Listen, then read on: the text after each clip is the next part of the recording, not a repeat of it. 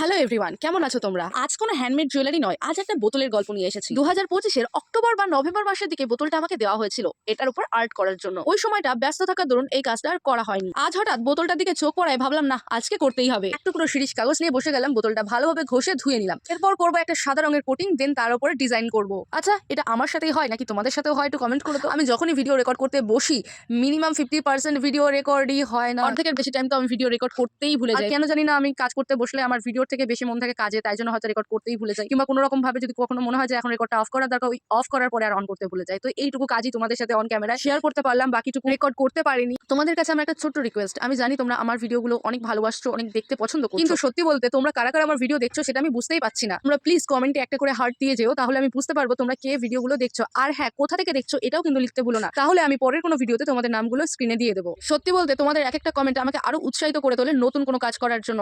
Thank you so much.